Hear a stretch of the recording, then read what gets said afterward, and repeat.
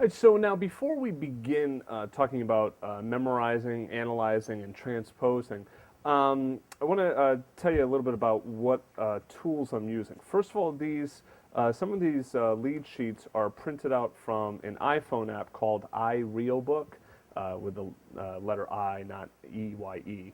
Um, and if you're a musician, you're playing gigs, it's a great little app to have because it goes through and shows you all the chord progressions for like hundreds of different songs, you know, basically everything out of the real book and then some.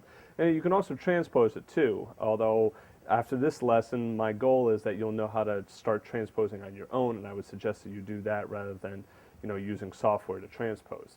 Okay. While I'm giving a plug to that app, you can also find my iPhone app. If you just do a search for Learn Piano with Willie, you'll see that the piano app will come up and you can get some free lessons that way, and also log into your pianowithwillie.com account and watch the videos on your phone. All right, so I would suggest you download and print off these lead sheets. Now, what I'm not going to do is I'm not going to be showing you the song, the arrangement, reharm. We're really not going to do much of that.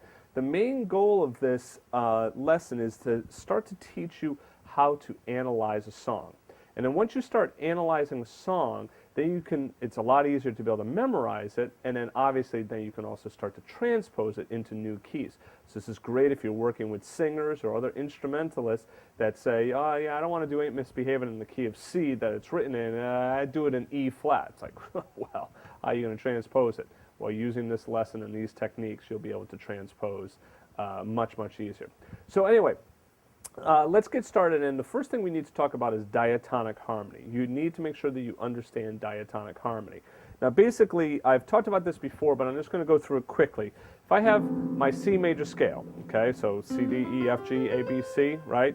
Now if I create seventh chords on each note of the scale, the one chord here, all right, would be a C major 7. The next chord up is D minor 7, then E minor 7, F major 7, G dominant 7th, A minor 7, B minor 7 flat 5. Some people call this half diminished. I like calling it minor 7 flat 5 personally. And then C major 7. So now what we do is we number those chords. So that's the 1 chord, the 2 chord, the 3 chord, 4, 5, 6, 7, and 1 again. Now you've probably heard this before, like progressions. Oh, it's a 1, 4, 5 progression. Well, that means that it's 1, then 4, then 5. Now, there is a difference between jazz diatonic harmony and like rock, pop diatonic harmony, okay, or folk songs. With jazz, we add on the sevenths, okay?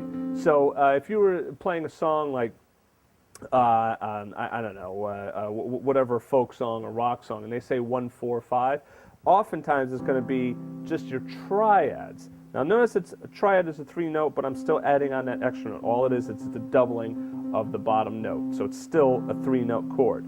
That's 1, that's 4, that's 5. So you can see how I'm just using triads alone. What that does is that softens up the sound because now you're not adding in that 7th. And then if you were playing the blues, the 1 chord is a dominant, the 4 chord is a dominant, and the 5 chord is a dominant, okay? So if someone is saying, oh, it's a blues song, it's just a 1, 4, 5, well, it's not a 1 major 7 or a 4 major 7, it's a 1 dominant 7, 4 dominant 7th, okay? That's just something you need to memorize, blues or dominant 7th chords. All right, but anyway, we're talking about jazz standards here, so these diatonic 7th chords function and work perfectly, okay? So the 1 chord is a major 7, 2 is minor 7, 3 minor 7, 4 major 7, 5 dominant 7th, 6 minor 7, 7 minor 7 flat 5.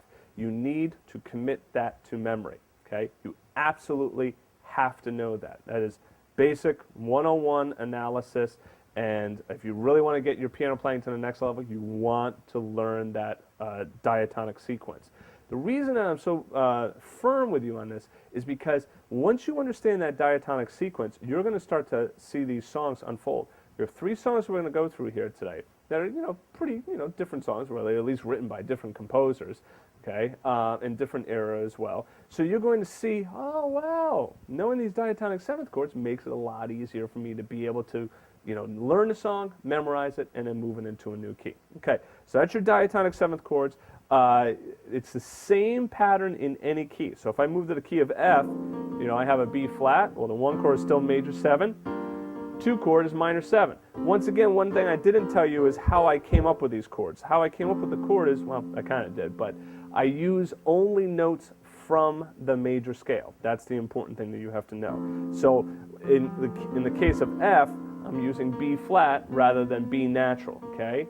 And all of the notes in these diatonic seventh chords are found in that major scale. Also, I'm using 2 hands here just to make it easier for you to see.